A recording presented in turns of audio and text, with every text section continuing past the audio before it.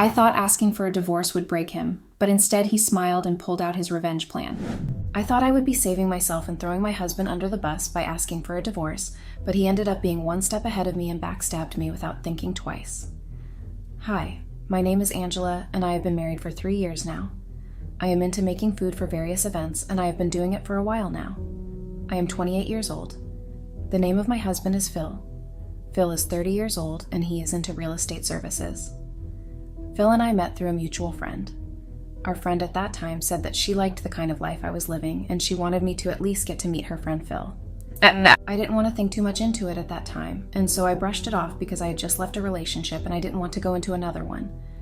But somehow our mutual friend convinced me, and I told her that she could give my number out to him.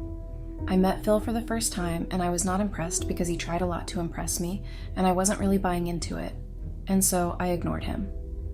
So our first meeting was a little awkward. I didn't really understand who Phil was at first, but as time went on, we began to understand and relate with each other. We dated for a while and everything got heated up within us. Our relationship was moving in the right direction. I was so happy because I told myself that there was a time that I wanted nothing to do with him. But I thanked God that I was able to come out of my shell and let Phil love me. Phil was a person that had no problem at all. He was treating me right, and of course he had his flaws, which I ignored. One of his flaws was the fact that he could go mute on certain things, and he could just keep it to himself. I didn't like that I didn't want to have that in my life. I wanted someone who could communicate with me regardless. But I ignored that red flag, and we continued dating. We dated for a while. There were days that it was all fun, and there were days that we had issues. In all, I was in love with Phil, and I was ready to take chances with him. The fact that I ignored those red flags was the beginning of all my problems. I told my family about Phil. My family as in my mother. My mother was my everything. She had been supporting me for as long as I can remember. She supported my dreams, so when I told her about Phil, she was so happy and she supported me all the way. When she met him, she was happy, and a few weeks later, Phil asked me to marry him, and I was skeptical about it for a while. I felt like we hadn't known each other for that long, and he was talking about marriage. I took time to myself to think about the whole thing, and I was happy that Phil understood where I was coming from, and he gave me space to think about it. I was grateful for everything. I told my friend Patricia, and she advised me to go with my guts and do what made me happy. After some weeks, I could see that me holding back my answers was taking a toll on Phil. I accepted his proposal, and we got engaged. We planned our wedding, and it was everything and more. I got to meet Phil's family, and they literally welcomed me into their home. After the wedding, we planned to spend time in our new home. Phil had told me to move in with him, and I wasn't comfortable with that, and so I told him that it was okay for us to just buy a house together. He agreed, and we did. It was a lot at first because I had to move things around and put things in order. It was a lot, and I was helped by Phil. He made sure that I stressed less, and I was grateful. So a few months after we were settled, we went back to our respective fields. My business was going well, and I was grateful. Every morning, Phil and I had our routine, and we were very comfortable with it. My work can be very stressful, but I still had to make time for my husband and my home. Married life can be really demanding. Phil was the type that he wanted everything to be traditional. I made food, did laundry, and so on. At first, I was okay with it, as it became too much for me when Phil was always feeling reluctant to do basic things for himself, like picking up his plates after eating or ironing his clothes. I was not able to juggle everything together, and the day I told him about how tired I was, I called me lazy. It was a huge fight that day, but I tried my best to avoid the temptation of quarreling. It was our first fight as a married couple. It was bad, but we found our way back to each other. We made sure that we resolved everything. He apologized to me and I forgave him. He did everything right by apologizing, and I decided to forget everything. As time went on, we made plans to communicate more and do the needful. Days passed, and he made a great effort to apologize. Weeks later, we made plans to go see my mother and spend a few days with her. I had to literally drag Phil with me to go see her. My mother was really fond of Phil, so they went along just fine. During the visit to the town that I grew up in, I got the biggest shock of my life. My high school crush Matthew was also in town. I got to know that he came back from the military and he was finally down. That was the exact reason why we broke up in the first place. He wanted to go into the military, and I told him that I couldn't wait, and so we broke up. It had to be the most painful thing to happen to me in my life because I loved him and I didn't want to lose him, but I couldn't stop him from living, and so we had to break up. When I heard that he was in town, I didn't know how to feel because it brought back a lot of memories that I had locked away. I told my mother that we had to leave after a few days because I didn't want to see Matthew, and most importantly, I didn't want him and Phil to run into each other, but that didn't happen because we did see each other and we just said hello. But Matthew wanted to talk to me, which I brushed off because I was with Phil. I had to beg Matthew that I was going to see him later if he didn't cause a scene in the presence of my husband. He agreed, and he left. I was happy that Phil didn't see us, or else he could be suspicious. Of course, after that day I tried to see Matthew, but there was no chance for me, and so I created time one day that Phil went out with my mother. I met up with Matthew, and he started talking about how he had missed Aunt E and how he wanted to have me back in his life. I had to tell him that it was not going to be possible since I was married, but he explained to me that he knew that I still had feelings for him, and we should explore it and see where it will go. I knew in my heart that I hadn't really forgotten about my first love, which was Matthew, but there was nothing I could do now. I was married and I loved my husband. I told him that he should just leave me alone, and I left. But he didn't listen to me. Matthew was very persistent. He could show up at random places, and I used to pray that Phil didn't see us because he could be angry. Matthew somehow got my phone number after we left town, and he started to disturb me. It was not that I wasn't still in love with him. It's just that I didn't want to leave my husband and start all over with someone I wasn't sure he was going to stay with.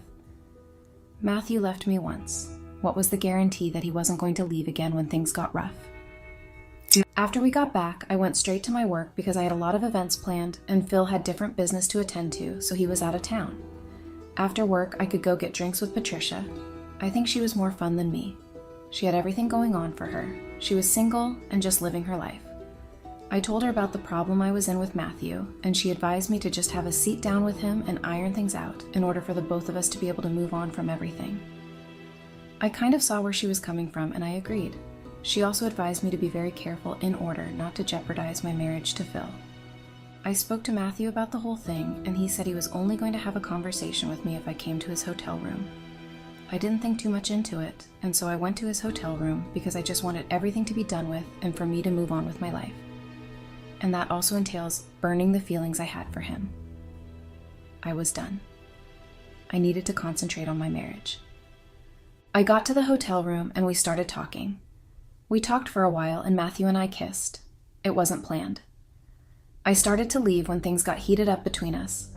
We eventually had sex, and I had missed feelings at first because I had just cheated on my husband, and I hoped he didn't find out. What I did went against everything I stood for. In my mind, I had just committed a great sin. But Matthew told me that I shouldn't beat myself up because of something I had no control over. He was able to brainwash me to think that I hadn't done anything wrong. After that day, Matthew and I kept him in touch. We could talk every day when I am at work. I made it so that Phil will not see me talking on the phone. But after that day, everything began to change between me and Phil. He became distant. He barely talked to me. It was as if he had found out that I cheated on him. I asked him what the matter was, and he told me that it was nothing, and he was just under the weather. I brushed it off and went on with my life. I kept going out with Matthew, and I was also having sex with him, which I was not proud of, but there was nothing I could do. I made sure that we kept our relationship from the public eye so that people would not see us. My relationship with Phil felt so new and fresh, it was as if we hadn't separated in the first place. Everything was moving smoothly. I didn't know what was wrong with Phil at some point, because he became harsh and angry with me all the time. I knew that there was no way for him to know that I had been cheating, so I was confused that he was so distant from me. I had told my friend Patricia about Phil's latest attitude towards me, and she advised me that we should try and see a therapist. I left out the part where I cheated on my husband because I didn't want to be judged. And I also knew that she could drag me for cheating, but there was nothing I could do. I don't even know if it was love that I still had for Matthew, or if it was just infatuation, but there was something there. Since what Phil was going through was bigger than me, apparently, I told him that maybe it was wise for us to see a therapist. He refused, and he assured me that everything was okay between us. He told me that he was just going through a tough time at work, and there was nothing to worry about. My affair with Matthew went on for months, and I still believed that nobody saw us together. But everything began to change for the worst when Matthew started to disappear on me. We could stay for weeks without seeing each other, and I was missing him. The attention I gave to Matthew, I didn't give it to my own husband, and so his Matthew absence for a while was affecting me. I even stopped caring for Phil at a time, because then I hardly see him at home. He was always busy. It was unlike him. and I became worried. Phil and I were living in the same house, but we were far apart, and Matthew was ignoring me. It was as if I had no one again. So I decided to find out the reason why Matthew had been ignoring me. It was then that I got the biggest shock of my life. Matthew had told me that everything we had was fun, but he didn't think that he wanted to move on with me. I told him that I don't want to move on with him either, that I was married. I was only interested in having fun and getting the attention that he was giving me, which I wasn't receiving from my husband.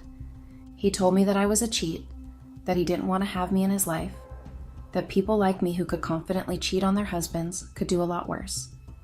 I became confused because what had caused this kind of mood shift in Matthew? I thought he loved me, and I thought he was going to fight for me, but I was wrong. He just used me for my body and nothing else. I was so angry, and there were days I cried myself to sleep. I thought that Matthew could not break my heart for the second time, but he did. He insulted me and degraded me without any form of remorse. I wished I never met someone as bad as Matthew. But I told myself that I wasn't going to let that bring me down. I made sure to move on with my life and at least try and work on my marriage in order to take my mind off a lot of things. Me thinking too much then was taking a toll on me. I told myself I needed something that would distract me, and I got the idea from my mother when she called and told me that she was still accepting grandchildren, and it clicked to me that Phil and I hadn't really talked about having children, and so I told myself that we were going to discuss it. But when I finally got hold of Phil, he told me that he wasn't ready to have children with me, and he didn't give me a valid reason. He walked out on me and he brushed the conversation aside, but I knew that I wasn't done. After that day, Phil began to avoid me. He no longer ate his food. He hardly came home. It was as if I was living alone without a husband, but I wanted children from Phil, and I don't know why he didn't want children. We are married and we love each other. Why was he avoiding this topic? I explained my plight to my friend Patricia, and she told me to approach it calmly, but there was nothing to be calm about. We had the finances, and so what was holding my husband back? I knew that something was really wrong because Phil had changed. He was so distant from me. When we first got married, we were also so lovely, but now he was another thing. I kept asking myself, where did I go wrong? There was no possible way for him to know that I had cheated. He was not always around, and most times that Matthew and I went out, we were always so careful. I told myself that I was going to ask him what the problem was, but I knew that I was going to do it with a lot of sense. But my patience was going thin. When I spoke to Phil again, things really got heated up between us. We exchanged words that we were both not proud of. I told him that I was tired of being treated as furniture in my husband's house, and I told him that I want a divorce, and he told me that it was fine, and he left the house. The very next day I received paper, and it was my husband divorcing me.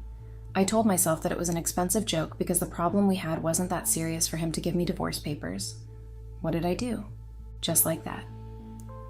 We had a little quarrel, and I wasn't expecting to be divorced the next day. We are married. Married couples always have issues. What is happening? Where did I go wrong? I even tried to get through to Phil, but it was possible it was as if he disappeared.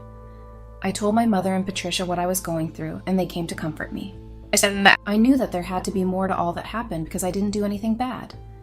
Maybe Phil already had a woman he wanted to marry, and he wanted to discard me, but I made sure that I was not going to allow him to be happy in that relationship. How was he going to be enjoying his life and leave me hanging? I told myself that I was going to drag this divorce. He had no right to divorce me on baseless issues. We were asked to report to court, and I did. In all the processings, I made sure to talk about how baseless the divorce was, that the court was just wasting their time. But when Phil was asked what was the reason for the divorce, he said it was because I cheated on him. I was so shocked how it was possible for him to know that I cheated on him. There was no possible way. I was careful. I left the court that day, and the news had spread all over that I had cheated on my husband. My mother called me to tell me how disappointed she was in me. But I knew that Phil had no proof that he cheated on him, and I was going to prove that tomorrow that I didn't cheat, and he was just claiming what he wasn't sure of. My mother was making things difficult for me by blaming me and telling me that I should have done better, but I told her that I didn't cheat on my husband, but she didn't believe me at all. So I told myself that I will just avoid her so I can be sane. I assured myself that there was no way that anybody could know that I cheated. The next day in court, Phil was able to prove that I had cheated on him with pictures of me and Matthew together. I was so shocked how he got the pictures, it was all new to me. I thought I was very careful about what happened, how it happened. I was disgraced in court that day. I was looked down upon as the woman who cheated on her husband, and the fact that they were pictures to back it off. I wished I wasn't disgraced like that. I wished my husband didn't take this cruel revenge of taking pictures of me with Matthew. I was so ashamed of myself.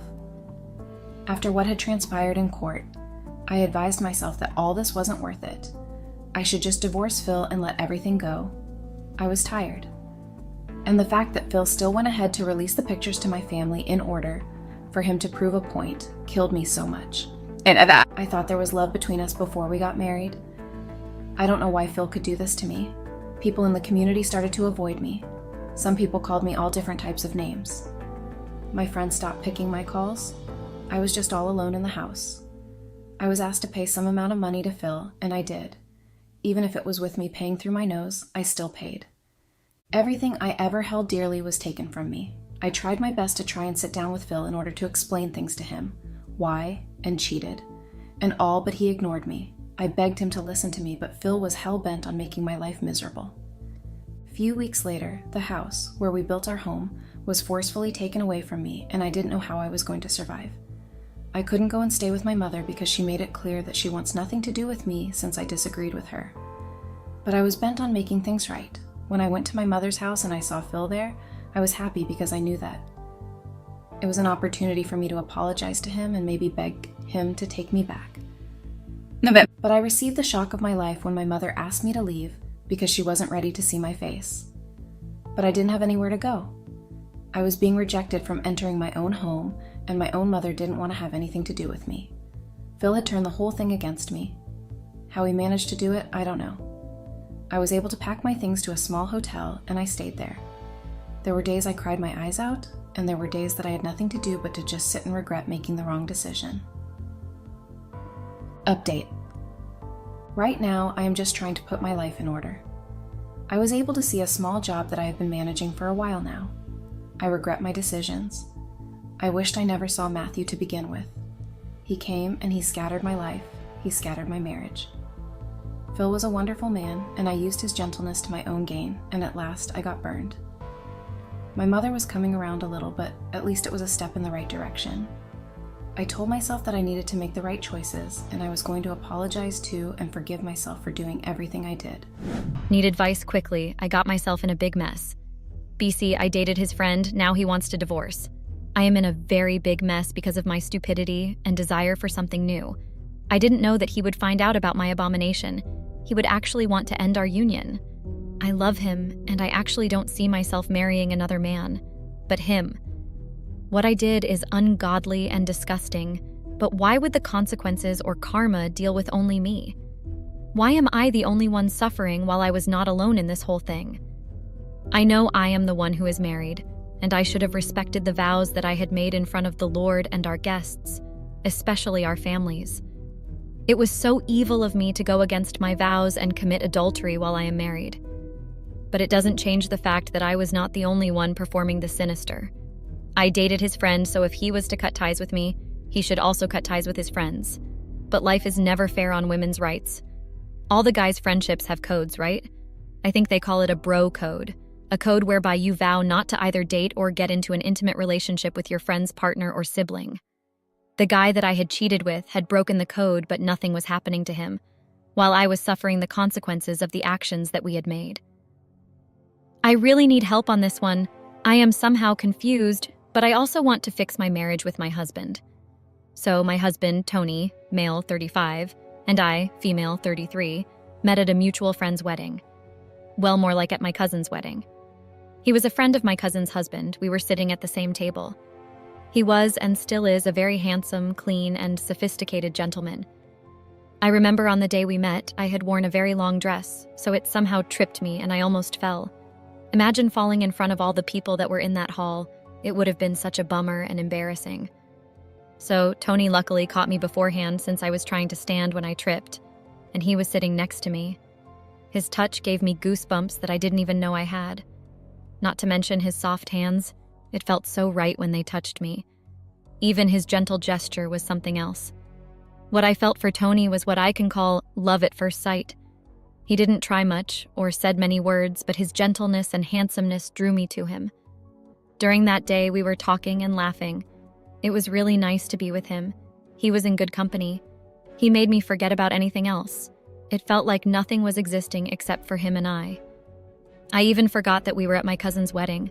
I had found a friend and also a lover there. I thought I had found the one my soul needed. He was my answered prayers, his gentleness, a big dreamer and a successful man who still had goals to be more successful than he was. I love a man who knows what they want and makes every means to get it. Mind you, at that time I had a plan of starting my own internet cafe and coffee shop, and with Tony's knowledge and skills in IT, I knew I had gained resources to help me start a successful internet cafe. It seemed like it was a blessing in disguise, you know. It felt like with Tony by my side, I would have everything figured out, and it would be successful with his intelligence on board. Since then, we became friends. He taught me a lot about IT that I didn't know. Well, I wanted to start an internet cafe because we didn't have one in Sicily, only in big cities, which was far from where I was staying. So I wanted to help my community get easy access on the internet without even having to go to the big city for it. I made it specifically for students so that they can have easy access to the internet and be able to find school projects information in it without having to waste more money to get to the big city to get it. Tony helped me start the internet cafe, which was very sweet and generous of him. I was glad for the service that he had delivered. He started being a computer tutor. Each and every minute that I would spend with him was always priceless. I still melted in his touch and his voice.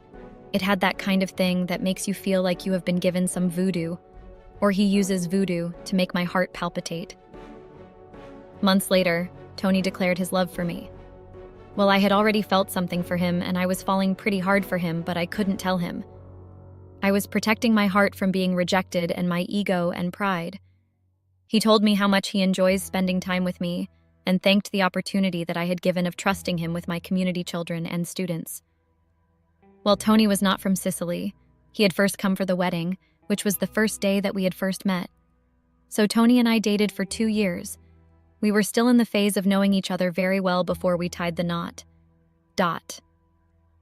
It was the best option, and it gave us time to learn more about each other. I was happy with the fact that Tony was not rushing to any marriage. Yes, we were committed to each other. About 1.5 years later, he popped the biggest question. My love for him kept escalating. I don't know if I was getting obsessed with Tony, but I couldn't live without him. Even if he was not around or we were not talking either on the call or text, I would feel like he was up to no good. You know when you try to contact your partner and his phone keeps either putting you on hold or gets to voicemail at the same time? I was somehow insecure and I didn't want any woman to even see my Tony's side. He was mine and mine alone. Well, Tony was residing in Agrigento in the southern coast of Sicily, while my home was in Piazza Armerina, which was about 1 hour and some minutes drive apart. So he would go home for like a week, then come to see me whenever he was free, or I would go to his city when I was not busy. Our love was like a flower. It kept blossoming every minute that we would spend with each other or when we were communicating. Months later, well, we had gotten 2 years of dating, so we got married on the day of our dating anniversary. You know, it's really nice and fulfilling having to spend the rest of your life with your favorite person who is also your partner. We got to share all our flaws, our dreams, our future, and plans. After getting married, we moved to Cefalù, where we wanted to start our own family. We were living the dream, and I couldn't be much happier. I mean, why wouldn't you be happy when you have been given a chance to spend the rest of your life with someone who you fell in love with on the first day that you saw him? I fell in love with Tony the day we had first met. Deep down, I knew that he was my soulmate and my caregiver. He didn't have to try hard to make me happy and feel complete. He knew how to make me feel better during my dull days. He always knew how to put a smile on my face. But you know, when I was to be asked why I cheated or dated his friend, I don't know how I would answer that question because I have no response for it. Anyway, time passed. Tony started getting too busy to spend time with me. Yes, the intimate moments were still fine, but I needed his attention and I wanted to spend more time with him. I mean, we had stayed far away from each other for almost 2 years when we were still dating. Ever since we got married, we had spent a couple of times together. We would go out, eat out, or go to play games. My relationship or my marriage with Tony was somehow great because we would always allow ourselves to be young again. Playing games, going out on ice cream dates, attending exhibitions together. We were stress-free and carefree. It was like we were in our very own dimension, living with our rules. So one sunny Saturday, Tony had left the house to buy meat. He had asked me to prepare something since his friends were coming over to celebrate his other friend's arrival in Italy. I have heard that he was residing in Los Angeles, LA, but now he had relocated to this side. So I prepared everything, and Tony's other friends started coming with their partners. Of course, everyone was having a good time up until the man of the day arrived. You know when someone says, "I feel like I am looking at Jesus himself"? Well, that was what I felt. His body structure, cleanly trimmed mustache, his sexy hazel blue eyes. I was taken aback by the guy. He was really handsome. You know, the kind of handsome Leonardo DiCaprio. That was how he looked. His eyes looked naughty though, and I love being naughty. The guy was not at my wedding with Tony. I had heard that he was working since he was a doctor. The guy was introduced as Bradley, male, 33. His appearance was charming and mind-blowing. You know when you see someone for the first time and automatically feel attracted to them? That was how I felt with Bradley. I was not attracted to him because of his handsomeness only, but I would sometimes imagine myself being intimate with him. I imagined myself and him riding and grinding each other. My imaginations went wild to a point that I would see him exploring my whole body, his pinkish, sexy lips kissing every fiber of my body. I know it was wrong of me to drool and think like that for my husband's friend, but I couldn't help it. I mean, the guy was everything and more. I just wanted or craved for only one night with him, then it would have been enough for me.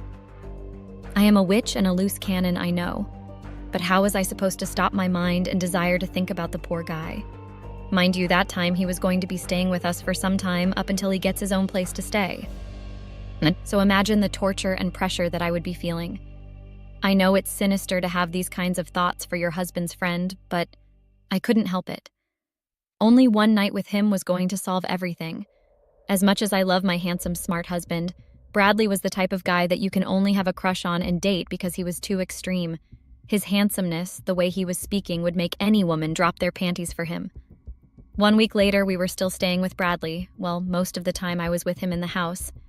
He is a very cool guy, carefree, talkative, and funny. He easily adjusted to the new environment and it was going well for him. I had seen him doing workouts a few times in the morning. His abs were something else. I felt like I would touch them. I had so many dirty thoughts for the poor guy, and I really wanted to stop thinking like that with my husband's friend. During that week, I remembered that I was in the kitchen preparing breakfast for both me and him. He came in wearing only a very tight vest and jogging shorts. He just stayed with me in the kitchen, keeping me company. Only if he knew that his company was a destruction to me. He started asking me about my relationship or my marriage with Tony, wanting to know how it was. I told him what he needed to hear and found it enough to share. I couldn't tell him everything about my marriage. Yes, he was my husband's friend, but I couldn't tell him everything that is going on between Tony and I. Mind you, that time, Ton and I had been arguing a lot lately about him being always absent even when his friend is around. That led to a very heated and biggest argument. My husband and I were slowly drifting apart. Yes, our connection and love would always be there, but we were drifting apart. I felt like he was trying to push me away because even when he is under stress and pressure, he no longer confides in me as his wife. I would sometimes wonder who he confides to if he was shutting me out the way he was doing. It really hurt me having to beg every day for your partner to give you the attention that you need. The more I was spending time with Bradley, the more we got closer. I ended up confiding in him about Tony's behavior because it was really shocking to me. I didn't know who to talk to, so Bradley was the only person who was willing to listen to me vent about my marriage. I know I shouldn't have done that, but what I was supposed to do. Because I couldn't keep my sadness and heartbreaking moments inside my chest. I was going to burst, and a lot would have been destroyed. So Bradley prepared snacks for us, especially marshmallows and hot chocolate, which were my favorite when I was not feeling well or feeling down.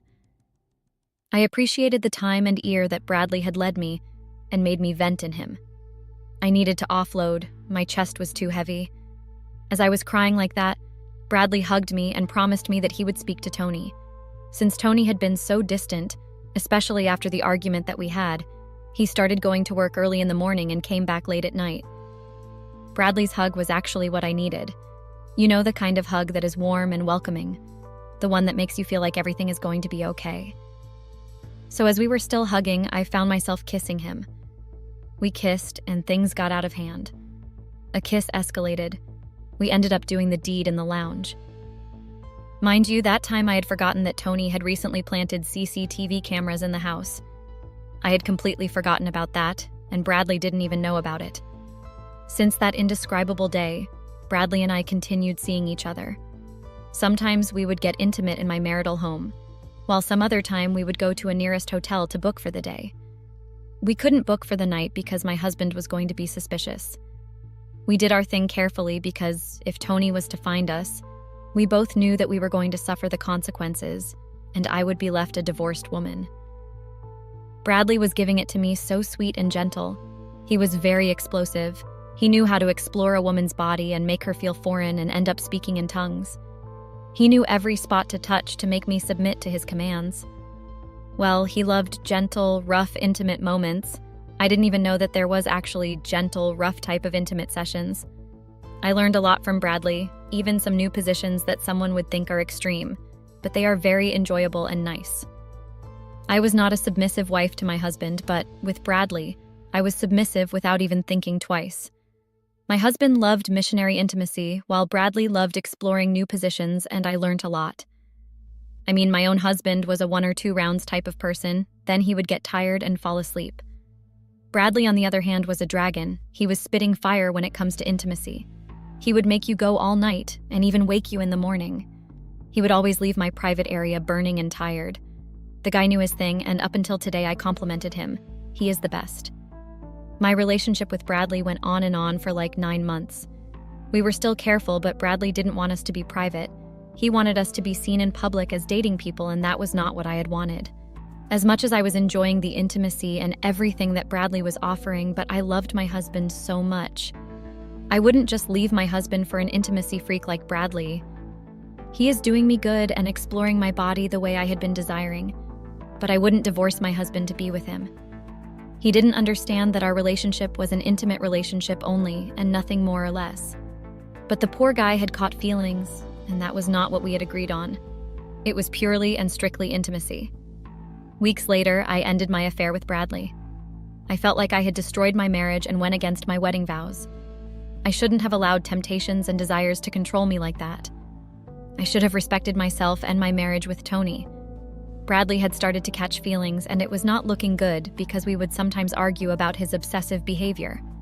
I don't know why he was suddenly obsessed because we had an agreement of no strings attached, but he decided to attach strings on our thing and the whole thing got crushed. I went back to my marital home. I wished to change the location and buy a new home for Tony and myself because the house held so many memories. Even the memory of myself committing adultery for the first time was in my marital home. I felt like I had disrespected my husband in the worst way possible, and there was no way to undo what I had done. I know I had wanted or craved for Bradley for at least one night, but it shouldn't have escalated like it did. And guess what happened? I was F***ed. Few days later, Tony was back at home. Well, he was working at home most of the time. The guilt was eating me up like a deadly disease. I had tried to act normal around my husband, but I couldn't shake the feeling that he knew something was wrong. I couldn't bear looking at him and acting like a happy wife while I knew what I had done. Tony, being as nonchalant as ever, didn't seem to notice anything amiss. The guilt and anxiety of my abomination grew with each passing day. The following week, it was a Monday afternoon. I was watering the garden when our family lawyer came to the house. I was so confused by why Hamilton, our lawyer, would come to our house. I knew that he wouldn't come if it was not important or urgent, so I started getting palpitations. My mind drifted to Tony. I had thought something had happened to him. I couldn't bear to see myself being a widow. My mind was busy taking me to places that I didn't want to see myself in. Hamilton asked to speak with me and told me that it was important. I knew that he wouldn't leave his specious and fancy office and come to my house if it wasn't important. So we went inside and he gave me an envelope. He told me that he was sent by Tony and that I should read everything properly first before signing. Another thing he told me was that I was free to fight and try to save whatever that would be lost after signing, but he didn't think fighting would be a good idea. The way he was speaking in riddles, I got conscious and ended up opening the envelope. When I opened the envelope, I couldn't believe my eyes. I felt like my heart was stepped on by an elephant and my body was hit by a truck. I was lost in words. I told Hamilton that I wouldn't let Tony divorce me without a fight, and I was not going to sign those divorce papers. I didn't know why Tony would want to divorce me. That time, the abomination that I had done didn't even cross my mind. I kept trying to sort the puzzles and asking myself, why would Tony suddenly want to divorce me? Few days later, Tony and I were in the magistrate's office with both our lawyers. I couldn't just let him take everything away from me. I was asked to state why I didn't want to sign the divorce papers. I told them that I couldn't let Tony, my husband, leave me without any explanation on why he would wake up and decide that he wanted to divorce me and take our home. And I couldn't just let him break my heart like that. When it was Tony's turn to speak or defend himself, he said the worst hurtful things to me. He called me names and told me that he was regretting ever marrying me. If he knew I was a witch that I was, he wouldn't even bother looking my way the day we met. He was furious to see that even temple veins were popping. He looked murderous, and he wasn't the Tony that I had been married to. He then dropped a huge bomb at me that I had long forgotten about. He told me that he knew about my affair with Bradley, his friend, and that I had been seen going to the hotel with Bradley when he was at work. I couldn't believe how he got the information. He told me that he had been acting like everything is normal and okay, but he knew all the dirt that I had done, so he wants nothing to do with me, and I should just go back home and continue running my internet cafe and a coffee shop. I denied every allegation that he was accusing me of. I even denied being in any relationship with Bradley. While I was still fighting, screaming, and kicking, Tony gave Hamilton a USB, and there it was. All the evidence of my abomination was there. I didn't know what to say nor do. I had no way back. I didn't even know how to defend myself. It was really humiliating and embarrassing. I tried to apologize to Tony, but he wanted to hear nothing from me. I had no other choice but to obey his request. I went back home and signed the papers. My heart was shuttered. Even today, when I think of everything, my heart breaks. I miss Tony so much, and I regret everything that I have done. What should I do to get my husband back? I can't let him go like that. I need advice quickly.